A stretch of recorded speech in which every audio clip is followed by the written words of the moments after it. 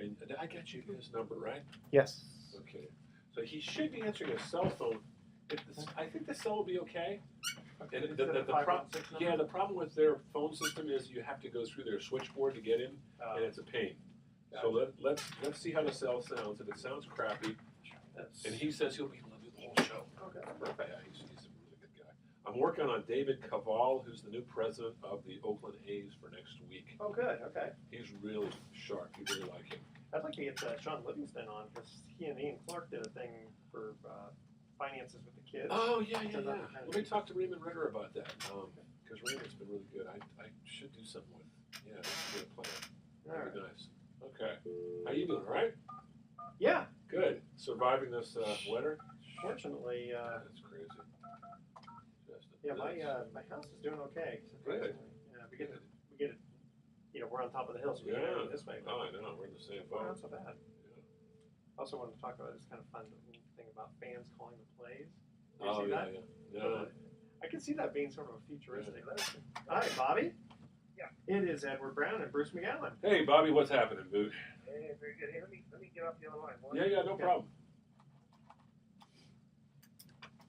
They got the Fan Fest going on tomorrow, so I'm going to try to get out there. Or the pre-Fan Fest for the media tomorrow, so I'm going to try to get out there for that. This weather? Well, it's supposed to lighten up tomorrow. Clear up a little bit. Yeah, it's going to be kind of partly cloudy and a little rain. That's good. Man, yeah. Ride the motorcycle then. Yeah, it's supposed to be nice this weekend. God, we need to dry out. I know. It's supposed to be nice this weekend, and then Tuesday and Wednesday, or Monday and Tuesday is supposed to be dry but partly cloudy. And unfortunately, Wednesday, Thursday, more rain. More rain. Yeah. Yeah, we've got to have drought. Then it's too much. Well, we had 10 days of dryness. Okay. Yeah. Hey, Bobby, thanks so much for doing this, man. Are you going to be at the media thing with the Fan Fest tomorrow? Yeah. Oh, good. Well, we'll see you there. I'm going to try to get out to that. I was just listening. Kyle Shanahan and John Lynch of the 49ers are holding their press conference, so I was just listening to it. Really interesting. If you need to call me back. No. I was just listening to it on the way in here in my car. So it was a couple of things we can talk about relating to that. With your working in a sports front office, so we'll have a fun time here. Okay. All right. Yeah. Thanks for joining us again. I think we had you on a couple of years ago. Yeah, I think so. Yeah. All right. So we do our first little 2-minute. Right. We're going to do a little quick thing, and we'll talk and bring you right on after that. So just hang in there for a second, Bobby. Okay, Appreciate you doing this, man. Well, welcome. You're listening to Sports Econ 101, the show where we discuss sports topics from a business perspective. I'm your host, Edward Brown, along with my co-host, Bruce McGowan, longtime sports radio personality. Today's show is going to be special. Who do we have on today? Now we got the general manager of the 3-time World Series champion San Francisco Giants, Bobby Evans, one of the bright young executives in baseball, joining us to talk a little bit about what it's like running the front office of a major league team that's at the top of the game. Nice little resume, having 3 championships. Not bad. Every other year? Yeah. In fact, wait, now this is 2017. Yeah. It's kind of an odd year, but yeah, Then you win 2016, so we'll start all over again. Sure. Another 3-peat. There you go. All right. At each commercial break, we're going to ask a sports trivia question, and you can listen on Sports Byline USA, iHeartRadio, and many others. Terrestrial Armed Forces Radio? Armed Forces Radio, yeah. To our men, our servicemen here and abroad, we thank you for your service. And since this is February, it's Black History Month, Oh. so we are going to have the trivia of African Americans in baseball. Love it. I thought Love that'd it. be kind of fun. Yeah, that'll be fun. Okay. All This right. segment of Sports Econ 101 is sponsored by Pacific Private Money, providing mortgage investments that are still currently yielding over 7.5%, secured by Bay Area real estate. Average loan to value still around 55%. Doesn't get any more conservative than that. In fact, they've done 1,200 loans and only 2 have gone into foreclosure. Wow. And of those 2, it was the best thing that ever happened. You had a hard time convincing those people who went into foreclosure. Well, it wasn't good for them, but it was good for the company. Oh, they actually made of course. More, there you go. But it was a friendly foreclosure. Oh, yes. As they Okay, say. well, I'm glad to hear that. All right. So when we come back, we're going to have Bobby Evans on. Yes, of the San Francisco Giants. San Francisco Giants, general manager. And don't touch that dial because you're listening to Sports Econ 101 with Edward Brown and Bruce McGowan. Don't touch that dial. We're going to be right back. All right, now we're going to get you started here. Sorry about that. Okay. Bobby, how's the weather over there? Did you get a lot of rain today? Oh yeah, we're getting hit here pretty good here. I'm just at the ballpark. Yeah. Yeah, because it's been just pouring over here in Marin. We live on the other side of, my wife and I live on the other side of Mount Tam in the Water District, and they had like 7 on the storm on Tuesday. We had 7.5 inches of rain in the lakes area. It was insane. It was like being in the Amazon, or Yeah. on the. You ever traveled? You ever been to Kauai, Bobby? Oh yeah. Yeah, you know the Highlands up there. That's the wettest place on earth. They get 400 inches of rain. It was like being there. It really was. Anyway, Okay. all right, here we go. There we go. Welcome back to Sports Econ 101. Again, I'm Edward Brown, your host, along with Bruce McGowan. Bruce, who's on the phone? We got Bobby Evans, bright young general manager of the San Francisco Giants. Of course, the Giants have been one of the big stories in baseball the last 7-8 years. They've won 3 World Series, made it to the playoffs last year, lost. No disgrace losing to the Chicago Cubs, who won it all. And Bobby, I got to ask you, first off, I was on the way to doing this show listening to the radio, and lo and behold, I'm hearing Kyle Shanahan, the former Atlanta Falcons offensive coordinator, who has now become the new head coach of the 49ers, along with the general manager, John Lynch, the former NFL great. And they're talking, and young fellas, a little bit younger than you, who are thrown into a position where they're starting from the bottom, with both of them with 6-year contracts, high expectations, maybe not initially, but there's going to be a lot of pressure on those guys. I always thought that your situation was maybe more ideal. Brian Sabian had brought you in, and I got to ask you, tell us about how that worked out, because I remember first meeting you when you were working in the front office, and you were kind of his understudy, and gradually he groomed you to take over for him, and he's sort of running the overall organization, but you're the general manager. Did that seem to you to be the kind of the ideal situation, so you could kind of learn on the job without having to, be in that pressurized thing of being the guy right out of the chute? Yeah, I think the toughest job in baseball is not being a general manager, but being a general manager of a new club. And when you leave and go to a new place, and you've got to get a grasp on everything from player development, scouting, your major league roster, your minor league prospects, your international operations, your international scouting, your front office staff, your coaching staff, your player development staff. There's just so many aspects of that I think is much more complex. The systems, the internal workings, the relative technology and value system, the culture. I mean, those are things that, having been here now, my 24th year, I've been here a long time, and so I've kind of grown with it and kind of had a hand in helping shape things along the way, and as well as being influenced by how we do things. And so it's a much easier place to transition from having grown up through the system and then become the general manager than to come in from outside and have to start from scratch. And so it's a challenging job regardless, but that's probably more fun. Yeah, Bobby, I'm trying to think of where do the lines get drawn between you being general manager, and then you've got Brian Sabian, and then you've got the owner. So about making decisions, where's the we know the chain of command per se, but specific duties. Well, the model we have with us is that the general manager, I'm in the role to make those decisions. I have to ultimately answer to ownership and answer to our fans, and ultimately the goal, of course, is to give us the best chance to win year in and year out and have something best. But ultimately, I have to make those decisions. I have to answer for them. But it's an organization again that continuity that we've had that really starts with ownership, commitment. It's a very, I think, a very healthy model.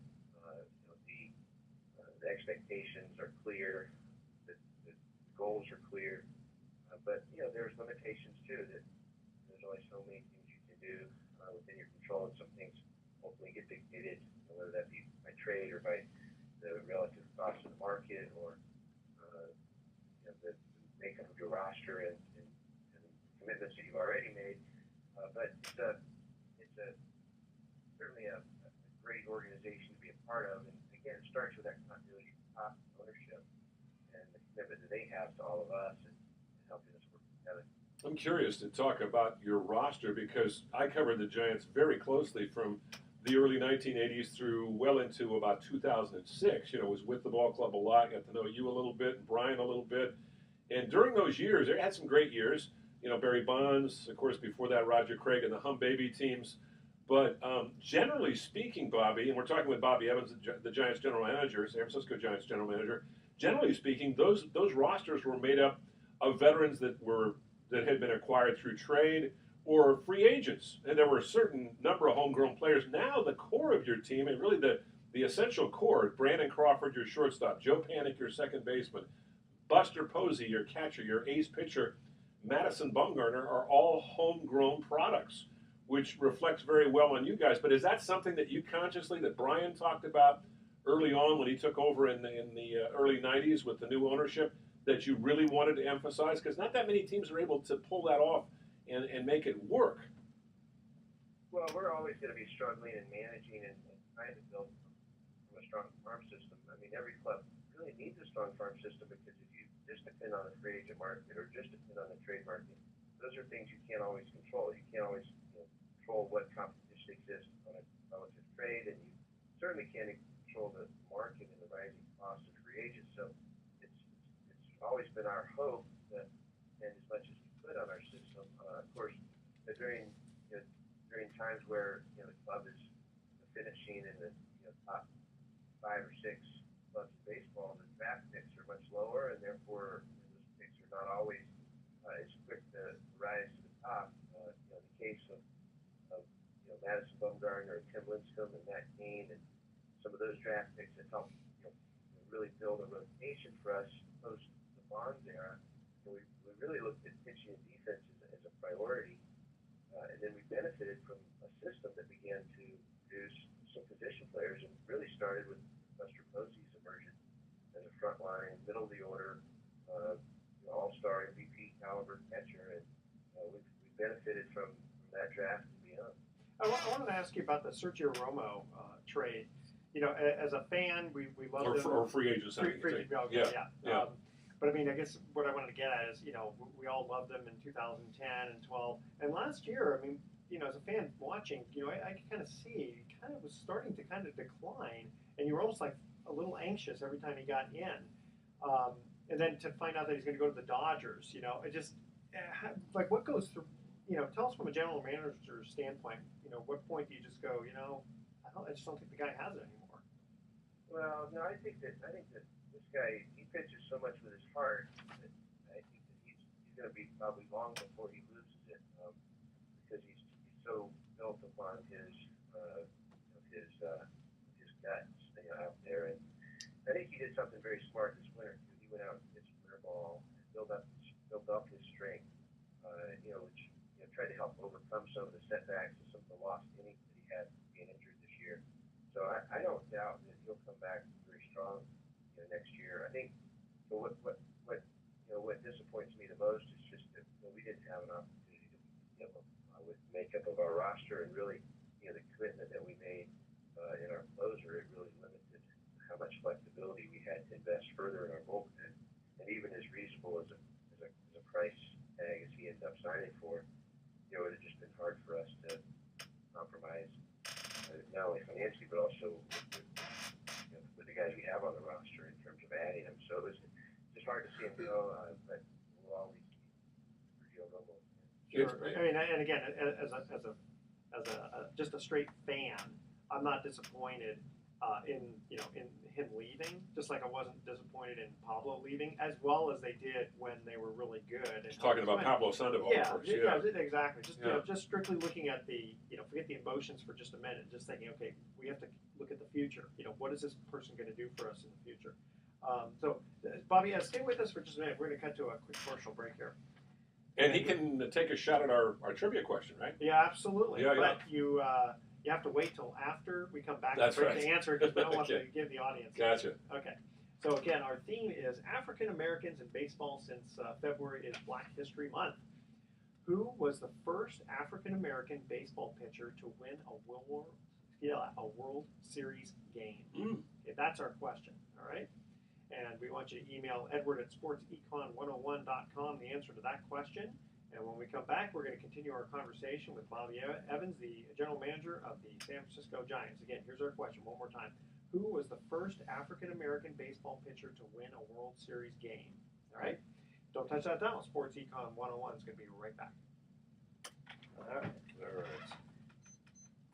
Save this file here. So I imagine you're getting all excited about spring training when you leave to go down to Arizona, Bobby. Yeah, after Fan Fest, I'll head down there and start getting set up.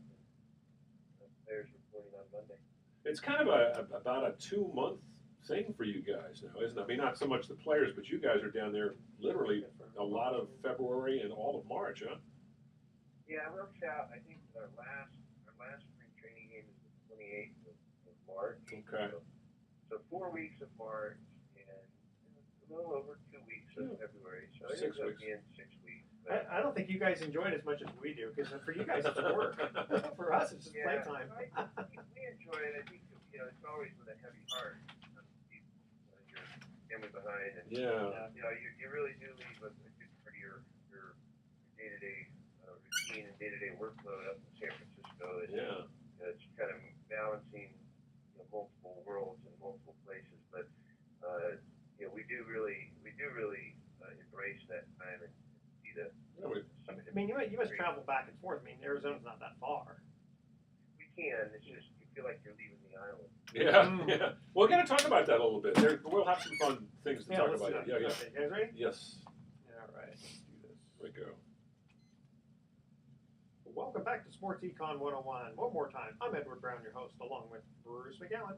Here was our first trivia question. We're talking about African Americans in baseball, since February is Black History Month. Who was the first African American baseball pitcher to win a World Series game? I've got a good shot at that, but I'm going to let Bobby take a stab at it first, just because he's a baseball guy, and he's a lot younger than me, but he might know his history. So, Bobby, you have any idea there? I don't. I mean, I know my favorite pitcher of that era was just looking back on a career. He had a brief major league career with Central Pace, but I really don't know who won the first World Series. I really don't. I can take a pretty good guess. Go ahead. It's either Don Newcomb or Joe Black of the Brooklyn Dodgers. You have to choose one. I'll go with Don Newcomb. No! Joe Black! Joe Black. You know, it's funny. I got to know Joe Black at spring training. He lived down in Arizona. He passed away about 10 years ago. But he sat next to me at several Giant spring training games back in the 1990s. And what a great storyteller he was. Don Newcomb, by the way, is still alive. I believe he's in his 90s and doing okay. But Joe Black was just a wonderful guy. Big guy. He looked like a defensive lineman or something, but what a great storyteller. Well, we got Bobby Evans, the general manager of the San Francisco Giants, on, and Edward, we were talking with Bobby off air about spring training. Hard to believe it's just around the corner, and you guys kind of have to it's almost like going away to, well, not summer camp, to spring camp. For everybody in your front office, the players, I mean, what's that like moving away for 6 months and you're away from your family, but it's in a nice atmosphere, but you're going to be getting down there within about a week or so to get sort of set up for spring training, right? Yeah, I mean, it's definitely an exciting time of the year because you get all your players back together and sort of almost a mini reunion for a day or two before you start seeing them on the field. And you get a chance to, all the work that you do all off season, and believe me, baseball has been the forefront of our minds up here in the front office, every day, all winter. And so for us to finally be able to sit back and look at the work of what these guys have accomplished in their off season and start to see sort of the faces and the names beyond just the names that we've been looking at all winter. It's very exciting for us, and it's very gratifying as well. And the competition begins, the competition within camps and also the competition with other clubs and the building of your roster, and a lot of exciting baseball. There's a lot of great fan support down there. It's a great environment. We have a spectacular ballpark in Scottsdale, arguably the best city in the Cactus League, and for us, it's a pleasure to get down there and get close to the players and fans alike. Yeah, it's a lot of fun too. Speaking from a first-hand standpoint of being a media member who got to travel, the radio station I worked for was the Giants' flagship, still is, for many years, and there's something about the informality of baseball in the spring. Everybody's in a good mood. The players aren't on edge. It's not too hot. Yeah, you're away from your family maybe, but there's hope in the air. Everybody starts off at the same level. Even the worst teams have hope that they might somehow catch lightning in a bottle. It has happened. Look at the New York Mets of 1969 for crying out loud. So having the high expectations though that you guys have, 3 World Series championships. Last year you had a great first half, best first half in baseball, still made the playoffs, even though the Cubs knocked you out. What are the expectations like this year? Because you're going in with a little bit of a transition. You got a couple of your core players, Buster Posey and Brandon Crawford, are both hitting 30, and there's a lot of wear and tear in those guys. So some of the younger players are going to have to kind of kick in, I would think. You know, it's always exciting to see what younger players are going to come in and make a great impression. I mean, it's not that long ago that Brandon Belt did that. Matt Duffy and Joe Panic have all done that. Christian Arroyo made a nice impression last spring. Hopefully we'll see more of that this spring. But there's a good number of guys that you want to come in and compete and begin to get to know them, you know, what they might look like at a major league level.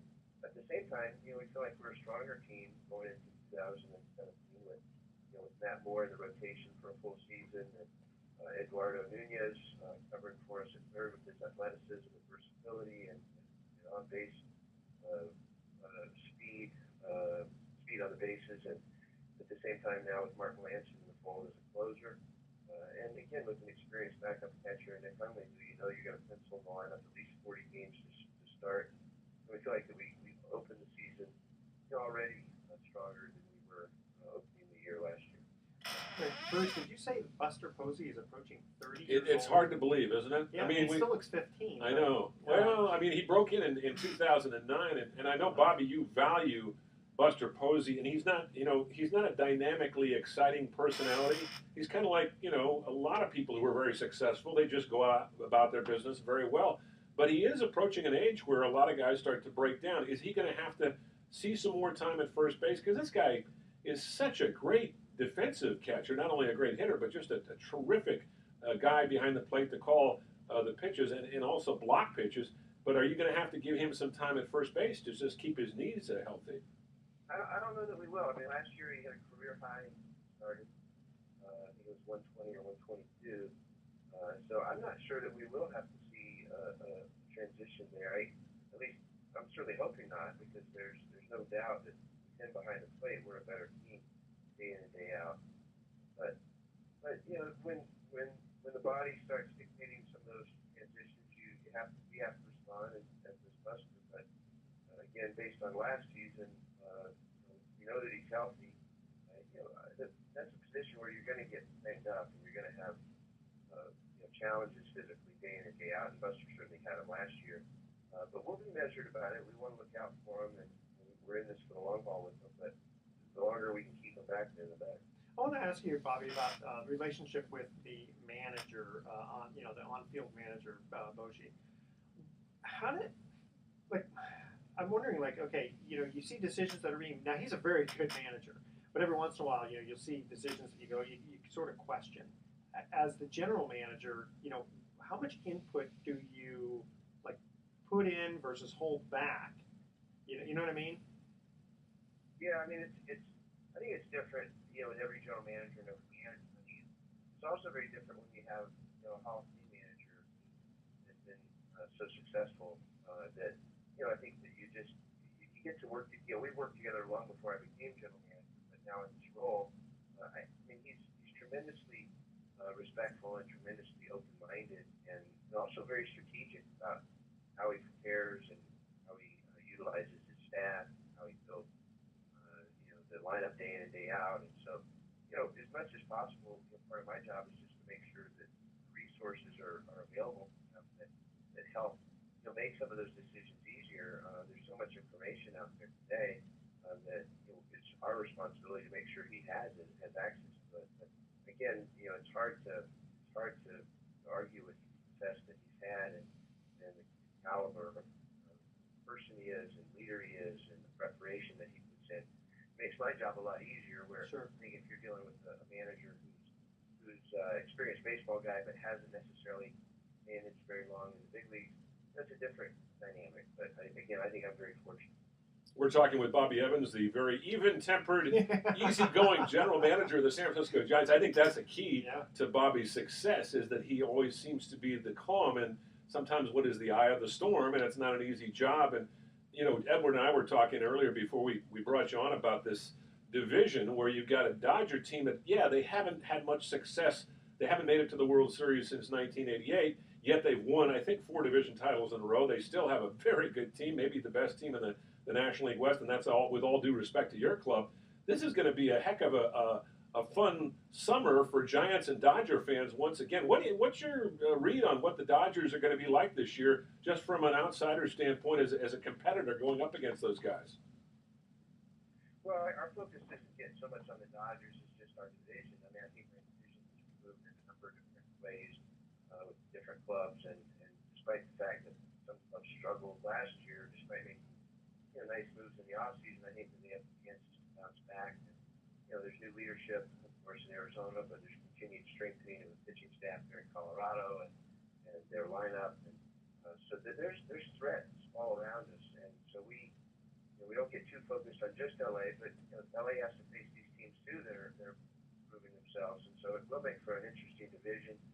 We know we play them a ton, so we have to do everything we can to compete within the division first and foremost, because so many of our games come from there.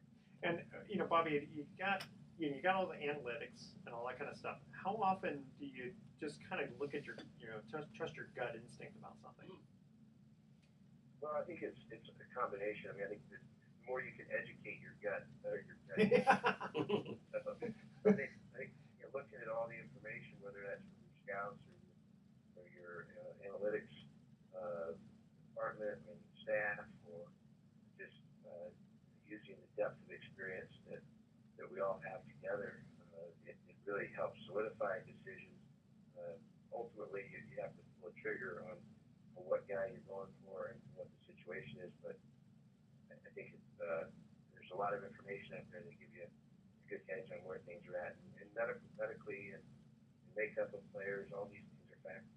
It's interesting talking with Bobby Evans, the general manager of the San Francisco Giants, and Bobby, we talked earlier about how you came aboard in the early 1990s with the new ownership. You were a young guy in your 20s. You've been groomed into that position. Now you're in your 40s, and you've been the general manager through a glorious period, the best period in the history of the franchise since they've come to the West Coast with 3 World Series titles. Was this something back when you were 15, 16 years old? You must have been a baseball player that you thought to yourself, gee, I'd like to work in the front office. And Bobby, we're going to let you answer that when we come back. Think about that, because I'd like to get some reflection on your history. That would be Yeah. Okay, here's our second trivia question about African Americans in baseball. Who was the first African American pitcher in the major leagues? Ooh, all right, that's our question. Yeah. All right. Good question. You think it'd be kind of easy, but this one isn't quite as easy. Not that easy. No, Okay. not as easy. For me, it wasn't as easy. Okay. All right, that's not our an question. obvious name. No. Okay. Email edward@sportsecon101.com. The answer to that question. That's a good hint, though. That's true. Yeah. So it's not Satchel Paige. Not Satchel Paige. Okay. Yeah. All right, stay with us. Sports Econ 101. We'll be right back. Okay. All right. Bobby, I hope we're not holding you up at all. No, I'm good. Good. I really appreciate you carving out a few minutes of your time for us. So I guess you got about half the guys are going to be at the Fan Fest tomorrow, huh? For the media thing. Yeah, a lot of guys. Oh, that's great. Yeah, I phoned Maria up and I said I'd like to come out there. I'm only working part-time, but it's always good to maintain contact. I may be working a little bit more with one of the local stations coming up here. But our business, Bobby, it's just like your business. You get to a certain age, unless you're a big star, you're a journeyman like me. You just got to grab what you get. That's the way it is. I've been very lucky. I can't complain. Yeah, we have a good life. 42 years doing this thing. Is that right? Yeah. And just we've been doing this show for 3.5. For 3.5, yeah, we've had a fun time. This is good. Okay, here we go. All right. Welcome back to Sports Econ 101. Edward Brown here, along with Bruce McGowan. Here was our second trivia question. Who was the first African American pitcher in the major leagues? Good question. You got an idea on that one, Bobby? Because I've got a few ideas, but I'm not sure exactly. No, I'm still disappointed I didn't think of Joe Black. Well, it's a little before your time. It's even before my time, actually. This is back in the 1940s. I got to know him a little bit when I first started in baseball, and he was an incredibly impressive person, and but what a delight. But no, I don't know who was the first. I don't know. Yeah, it's interesting you mentioned Black, because we talked about him too, and yeah, he was one of those. I think it was Black or Newcomb. I'm going to say no, it wasn't either one of them. No, but he did play for the Dodgers, though. It wasn't Black. It wasn't Newcomb. No. Who was it? Dan Bankhead. Oh yeah, who was not a big name, but is a name that is remembered by historians because he was the first. Yeah. Wow, interesting. So who's our guest on the mountain? We got general manager Bobby Evans of the San Francisco Giants, and of course they've won 3 World Series since 2010. And we were asking Bobby before we broke away about getting into this career that you've carved out for yourself, very successful, and being in the right place at the right time helps, but also a lot of hard work, smarts, passion, good people skills. I mean, when I was 14 or 15, I wanted to be a sports announcer. That's what I wanted to do, and I just went out and did it. Did you feel the same way when you were about that age, Bobby, or did it just sort of come to you over a period of time gradually? When I was a kid, I mean, I loved this. Wanted to be a catcher, and so my prayer as a kid is that God would put me in the big league. And it was years later when I was in the commissioner's office and then later the Giants that I realized that God did put me in the big leagues, but I realized I should have prayed more specific. Did you play high school ball? You must have played some high school ball. College ball? Yeah, no, I played high school ball. I ended up trying to walk on in college.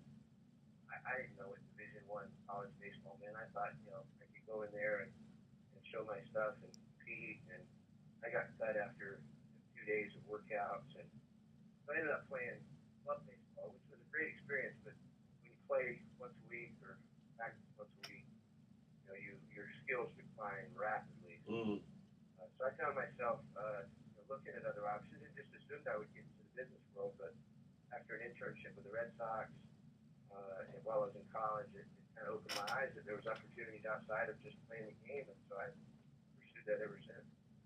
Yeah, I was teasing Billy Bean a couple of years ago, and I said, "Hey, if you need any relief pitchers," I said I can throw in high 60s. Well, you gotta kind of figure, I guess, to a certain point, and you were lucky maybe to get that being cut early. You had to sort of figure out what you were going to do with the rest of your life. Now, you grew up in the New England area, Bobby? Yeah, we were in New England until I was in third, fourth grade, and then moved to North Carolina. Oh. We were there all the way through high school and then ultimately college. It's a good baseball town too. Yeah. So you went from being a Yankee to a Southerner. That was a little culture shock, I bet. Huh? Well, what was that like? Yeah, well, it was certainly different. I mean, the experience was great. I wouldn't trade it for anything. It was hard to get used to living in a small town. With the sheriff that pulled people over if they went fast through town, 25 miles an hour, and one yellow blinking light. I think now it's a stoplight. One post office and an ATM machine. Yeah, it must have been Andy Griffith. And, right. I was going to say Mayberry. Well, it's funny because let's see, back in 2005, I went to Raleigh. Oh, beautiful town. It's a beautiful town. And the thing is, it's not like the South. I mean, it's the Research Triangle area. Yeah. Only about 1/3 of the people had a Southern accent. Yeah. People from New York and all that. I mean, it's definitely different. Yeah. Good baseball area, though, Bobby. I mean, it's not like maybe Southern California, but you have pretty good weather. You can play a lot of the time College of the year. baseball. Yeah, college baseball is very good, isn't it? Now, where were you going to college? Yeah, I was at the University of North Carolina. Oh, yeah, big school.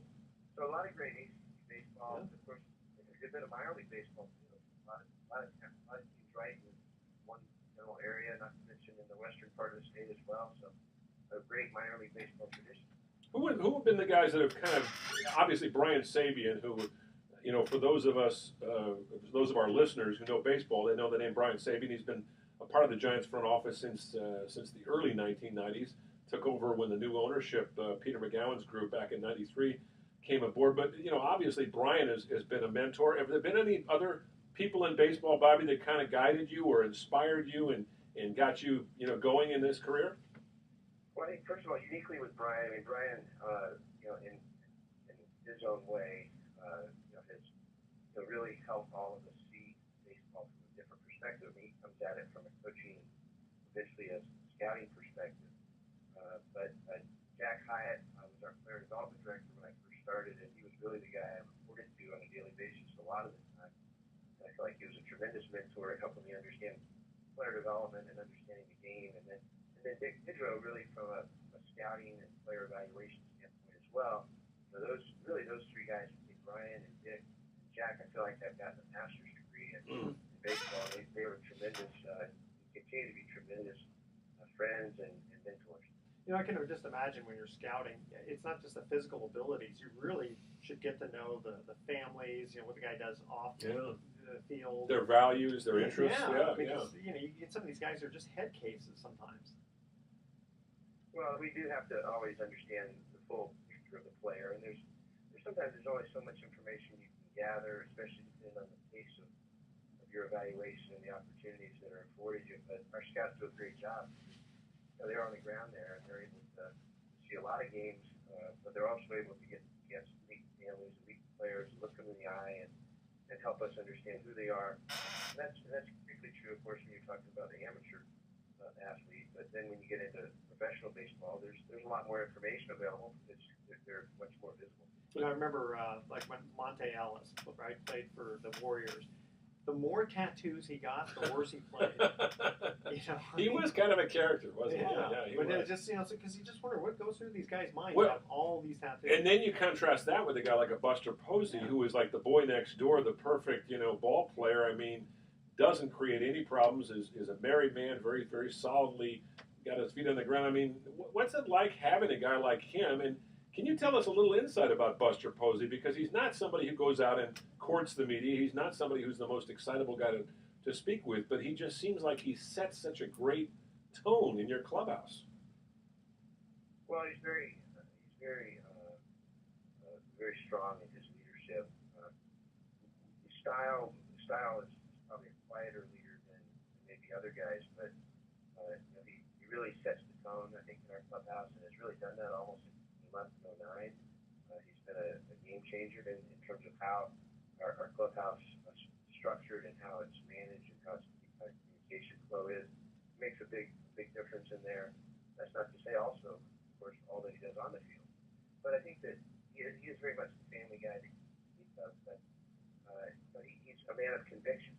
And I think that's telling in terms of how he plays the game, but it's also telling in how he dedicates his time to his family and to causes that he believes in. Most recently, the effort in pediatric cancer. I mean, this is a passion of his heart. Him and his wife's heart, Kristen. I mean, they're passionate about these kids and want to see a difference made. For so few of the federal dollars go to pediatric cancer, they really want to change that. And so they're making an impact. And I think that heart behind Buster is not necessarily as visible, but it's a very strong and passionate individual. It's a lot of fun watching him play. Certainly, as we say, he's not the most colorful, exciting person, but that's not what he's paid to do. He's paid to play the game of baseball, and nobody plays it as well, I think. And speaking of teams that play well, I know, Bobby, you mentioned you're concentrating on your own team and not worrying about what the other guys are doing, but my goodness, the Chicago Cubs this last year, as much as it was painful to see you guys blow that fourth game, give them credit. They took that game away from you guys, and they went all the way and kind of vindicated the fact that, hey, we lost to the best team in baseball, the Chicago Cubs. I mean, you've watched them over the years. I mean, how good do you feel for them after what you had to go through getting your ball club to the World Series?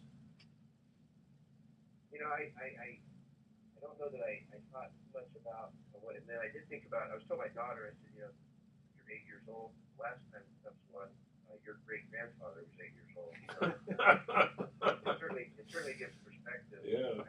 My hat's off to Theo and just the leadership that he brings there. Jen Hoyer, I think that it's clear they're a winning formula, a winning combination. They're really good baseball people, and I think that their success speaks to that. Not only Chicago, but of course in Boston. So it's a fierce competition for us. We know that nothing's going to be given to us. We've got to earn it, and we don't disregard what other clubs are doing, but we ultimately have to spend time making ourselves the best we can. But first focus comes within our division, and then ultimately the entire national league. Yeah, it's been a fun several years here watching this ball club, and I know being a person who grew up here in the Bay Area and watching Willie Mays and Willie McCovey, then later covering the Roger Craig years and the Barry Bonds years, and coming so close, so agonizingly close, so many times in the 80s, 90s, and aughts, and then finally you guys break through, and then you win 3 in 5 years. I mean, does it almost seem surreal sometimes when you think back on winning 3 World Championships, and you did it 2 of those years really kind of in an improbable fashion with wild card teams. Yeah, I mean, it did. I mean, it felt. I mean, at the time, you looked at it, you know, convince yourself that we're in this situation, and but at the same time, you look at the personnel that we had and the leadership we had, and it, you know, nobody deserved it more than those guys. So it was very special. And again, our intention is to continue to try to build on that. I mean, there's a lot to be said of the Bochy, Posey, Bumgarner combination that have helped us win 3, and hopefully there's more to add. Hunter Pence with those. Boy, he's a fun player to watch. I mean, you got to talk a little bit about Hunter Pence because I know he's getting up there in years, and he's the way he plays, he goes all out 100% every game, and you can't do that. When you get past about 34, you have to kind of throttle back. But I guess that just isn't in his nature to do that. I mean, that guy has got so much enthusiasm and excitement. How much fun is it having him on your club? Well, no doubt. I mean, he's a fireball. Significant presence. He sets the tone, helps build the culture, the winning culture that we have, and he'll have to continue to make adjustments. I mean, one of the ways he's been a leader is by being on the field every day, and so one of the things that requires, as you get older, is being a leader even when you're not on the field every day, and that's really managing your off day strategically and trying to make sure that the quality of your performance stays at its highest level, and ultimately the club performs at its highest level, and really that's going to be strategic for him as a leader and as a presence in the clubhouse to say, hey, you can take an off day and still be a factor on this club, and that's going to be a part of his leadership transition as he gets older. Well, Bobby Evans, General Manager of the San Francisco Giants, thank you again for spending all this time with us. We really appreciate it. Really enjoyed talking to you, Bobby. Look forward to seeing you at the Fan Fest event this weekend. We'll see you then. Thank you, guys. All right. Thank All you. right. All right. Great guy. But, Bobby, as we mentioned, not the most excitable guy, but again, I think that's part of the reason why he's so successful is that things don't really phase him. And, I know fans love to hear people that say crazy superlative things, but sometimes it's good to have a kind of a wise, calm person at the top making the decisions. Yeah, that's true. Yeah. Okay, here's our last trivia question. Again, we're talking about African Americans in baseball since February's Black History Month. I got one right, but I got one wrong. Yeah, that's right. That's right. Okay. Who was the first African American player to pitch a no-hitter Ooh, in the major leagues? good one. Yeah, this one, I mean, that's kind of tough. You got to be thinking about this one. And Yeah. I got to admit, I'm not familiar with this guy. It's not familiar with him. No. Okay. All right. Yeah, you'll probably know him just because you know everything about baseball. I may know him, but I'm stumped right now. All right, When so- you mention his name, I may know him. You probably will. Yeah. He's got a nickname, too. Okay. All right, stay with us. Sports Econ 101. We'll be right back. Okay. Who is the first guy to pitch a no-hitter? Yeah, that's a tough one. I mean, it's hard just because of the nature of the question. Yeah. I'm thinking probably the 60s, maybe 50s. No, 50s. it's in the 50s. 50s. I'll Okay. give you something like that. That's fair enough. To give you. Okay. Bobby seems like a really nice guy. Yeah, he is a good guy. He's not, like I said, he's not the most exciting interview, but he gives you the substance and, Is he a Christian? Because just the way he was. I don't know that. I wouldn't be surprised. I mean, He is a very, very strong family man. He is like the all-American kid. You look at him; he's young looking like you. Oh, no, thank you very much. Yeah, no. I mean, he looks younger than he is. He's probably a little bit older than my wife. I'm going to say he's about 49, 48. Well, and it's so funny the way I say that because it's like whenever anybody mentions, praying to God or whatever, you don't say, "Is he Jewish?" It's just like, No, I think he probably is religious in the sense that not in a hardcore sense. I know But what you mean. I'm guessing. I mean, he just seems like one of those guys who's got his feet on the ground. Yeah. And I'm not saying that just because you have your feet on the ground, it means religious. No, but of course not. it makes sense that he would be. But, So, yeah. Sometimes I think if I'd been brought up in a more kind of traditional, straightforward way instead of I would be probably a little more settled. I wouldn't be as interesting, but I'd be a lot more settled. I'd be a lot more easy to deal with, that's for sure. I find you very easy. Ah, Chris, I well, don't live with you, though. Yeah, that's true. Ask my wife. How she puts up with me. God almighty. You know what, though? That's actually a very good attitude of I don't know how my wife puts up with it. I Rather know, than you just know. like, Yeah, you just, okay, as you get to a certain point in life, and I'm almost 65 now, I look at myself in the mirror, and I'm getting up there, and yeah, but you're young 65 now. yeah, sometimes I don't feel like young. Well, Well, you you know what? 65-year-olds go surfing. Well, you'd be surprised. There's a few of us. There's a few guys out there that do it. You, Yeah, right? but I think it's just I had the good luck with longevity in the family, the good genes, and also lots of exercise and good Yeah, food. you Dad lived to, stupid things. well, you know? Dad lived to be 93 Yeah. for crying out loud. I should be able to, unless I get cancer or get in an accident or something, Yeah. or the heart does something weird. I should be able to make it to 90, but I'm not saying I will. But I should. Yeah. Yeah, we'll And you'll see. be a healthy 90-year-old. I hope so. I'd like to be around for 25 more years. Yeah, sure. 20 would be fine, but 25 would be great. So we'll see. All right, we'll put your order in. Okay. Thank you. Please. I know I haven't been the most, but please. Okay. Okay, you ready? There we go. There we go. Welcome back to Sports Econ 101. Last time for today, I'm Edward Brown, your host, along with Bruce McGowan. Here was our third trivia question. Who was the first African-American player to pitch a no-hitter in the major leagues? Well, you gave me a hint that it was in the 50s, Yes. and I'm just, Okay, 1955, Cubs against the Pirates. Cubs So, against the Pirates. Played for the Cubs. Played for the Cubs. He's got a nickname. Nickname is Toothpick. I still don't. Sam Toothpick Oh, Jones. Sam Jones. Okay. And it's funny, Sam Jones was the San Francisco Giants' first ace. Is that 1959. I believe he won 20 games. He almost pitched a no-hitter for the Giants at the LA Coliseum against the Dodgers, but the game was called off after, I think, 7 innings because of rain, believe it or not. Oh. And Sam Jones was, I didn't know he was African-American. He had a very light complexion, but he always had the toothpick hanging out of his mouth. Yeah. Okay, so at least you do know. No, the I name. did not, I and didn't I stump you with I never heard of the guy. Well, and I did not know that he pitched a no-hitter. That's interesting because he was one of my first boyhood heroes. Really? The 59 Giants, they've been here a year. That was the first baseball team I ever really watched, and because I grew up here in the Bay Area, and my dad took me to Seal Stadium where they played the first couple years, and I didn't see him pitch, but I saw the Giants. Wait, did you? Actually, no, I did. I saw he came on in relief in the first game I ever saw. With a toothpick in his mouth? I don't know about that, but he was tough. He was a smart guy. He had a great fastball, and I don't know. I don't think he's around anymore. Probably not. Probably not. Yeah. Okay, so here's our thoughts for the day. The trouble with referees is that they just don't care which side wins. No, they don't. Said Tom Canterbury. And they're not supposed to. They're not supposed to, exactly. Precisely. Tom Canterbury.